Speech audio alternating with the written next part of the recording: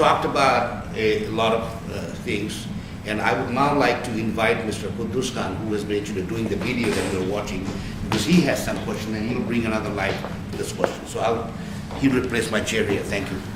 Thank you, Hudawai.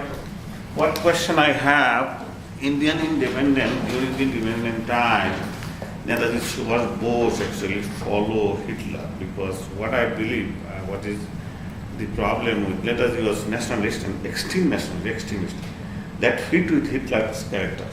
That's why you want to Hitler to get help. With the help of Hitler, you want to throw or overthrow, whatever you call it, kick out the Indian, British from the India. What do you think? I think, if I may point out that the British government obviously had their own interest to portray Netaji maybe a supporter of the Nazi or the radicals like Hitler. So they have been successful to some extent, but not to the full extent. Basically, let us look at why Netaji landed in Germany. He had to leave under the disguise of an Afghan from the house arrest by the Britishers. So he had to take the course of Kabul, then to some extent Russia, and then with the. But things is that he talked German radio and declared Indian independence from the then Hitler's radio station. Because in those days, there were a lot of freedom loving people, intellectuals were living in Europe, not in England, because they will not be persona non grata in England. They are all from Indian subcontinent. This big group were all in Germany. So Netaji first had to take some kind of support from them to establish or to prolong his goal. And he did not meet Hitler at least for 6 months or 7 months. And then when he made, he also objected. The first thing was his racist, the policy. So he was very, very unpopular with Netaji, with Hitler. And then again, all he did was he went from Germany to Italy, and from Italy to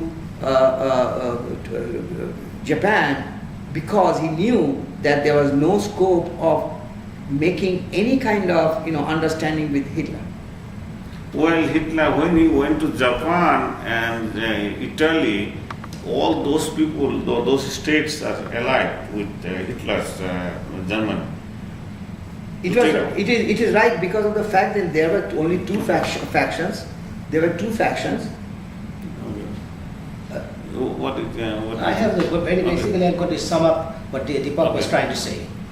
Netaji had no other recourse but forces that were opposing the Britishers. And at that time, the forces that were opposing the Britishers were Germany and Japan, to some extent maybe Italy, but these are the two forces which Netaji had access to fight the British. Why you don't accept my question, my word then? Then Netaji was extremist like Hitler. He won the independence, at the same time he was dictator and extremist. Then I will agree with you. Let me answer your question. Just because one of your friends is an extremist does not make you an extremist. That's number one. Number two, Netaji followed the age-old principle of my enemy's enemy is my friend. Okay. In that context was Hitler and Japan a friend of Netaji. As we know history, we find out every day, every step of history shows that Netaji was allied with Germany and Japan. Okay. Under no circumstance did he champion the cause of either the German people, of either the German Nazis or the Japanese imperialist powers. He had nothing to do with the policies and the policy following activities of either Japan or Germany.